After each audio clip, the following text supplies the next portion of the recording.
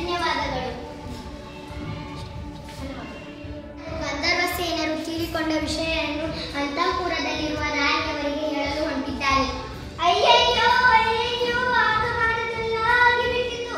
ಏನಾಯಿತು ಮಹಾರಾಜರೇ, ಏಕೆ ಹೇಳುತ್ತಿರುವಿರಿ? ಗಂಧರ್ವ ಸೇನರು ತೀರಿಕೊಂಡರಂತೆ.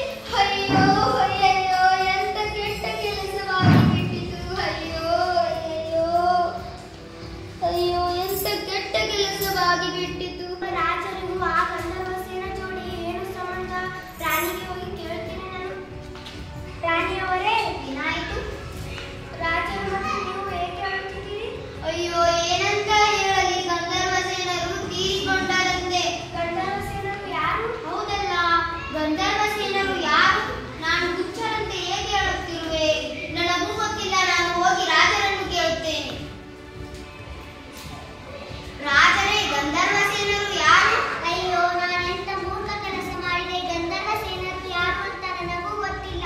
4 ದಿನದವರೆಗೆ ರಾಜ್ಯದಾದ್ಯಂತ ಶೋಕಾಚರಣೆ ಮಾಡಲು ಹೇಳಿದ್ದೇನೆ. ನಾನೆಂತ ಮೂರ್ಖ ಕೆಲಸ ಮಾಡಿದೆ.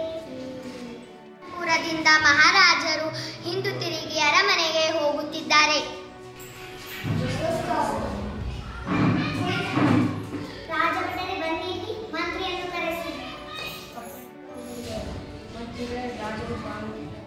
ಮಹಾರಾಜರೇ, ಏನು ವಿಷಯ? ಎದಕ್ಕೆ ಕರೆದಿದ್ದೀರಿ? ಗಂಧರ್ವ ಸೇನರು ಯಾರು? ಕ್ಷಮಿಸಿಬಿಡಿ ಮಹಾರಾಜರೇ, ಗಂಧರ್ವ ಸೇನರು ಯಾರೆಂಬುದು ನನಗೂ ಗೊತ್ತಿಲ್ಲ. ನಮ್ಮ ಅರಮನೆಯಲ್ಲಿರುವ ಪಡೆಯ ಮುಖ್ಯಸ್ಥರು ಗಂಧರ್ವ ಸೇನರು ತೀರಿಕೊಂಡರೆ ಎಂದು ಬಾಯಿ ಬಡಿದುಕೊಂಡು ಅಳುತ್ತಿದ್ದರು.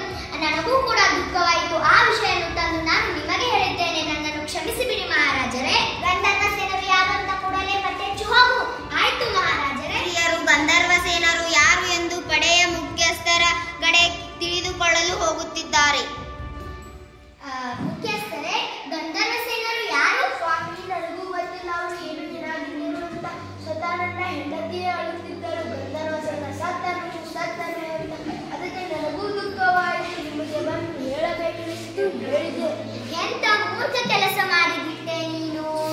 ಇರಲಿ ಬಿಡು, ನಿನ್ನ ಹೆಂಡತಿಯ ಹತ್ತಿರ ಹೋಗೋಣ ಬಾ. ಗಂಧರ್ವ ಸೇನರು ಯಾರು? ನನಗೂ ಗೊತ್ತಿಲ್ಲ ಸ್ವಾಮಿ. ನಾನು ಕೆರೆಯಲ್ಲಿ ಸ್ನಾನ ಮಾಡಲು ಹೋಗಿದ್ದಾಗ ಅಲ್ಲಿ ಮಡಿವಾಳ್ತಿಯು ಅಳುತ್ತಾ ಬಾಯಿ ಪಡ್ಕೋತಾ ಕೂತಿದ್ದಳು. ನನ್ನ ಗಂಧರ್ವ ಸೇನನು ಸತ್ತನು ಎಂದು ಅದನ್ನು ನೋಡಿ ನನಗೂ ದುಃಖವಾಯಿತು. ನಾನು ಅಳುತ್ತಾ ಬಂದೆ, ನನ್ನ ಗಂಡನ ಮುಂದೆ ಹೇಳಿದೆ. ಅಯ್ಯೋ, ಎಂತ ಕೆಲಸ ಮಾಡಿಬಿಟ್ರಿ. ಇರಲಿ ಬಿಡ್ರಿ, ಬಾ, ಮಡಿವಾಳ್ತಿಯ ಮನೆ ಎಲ್ಲಿದೆ ಅಂತ.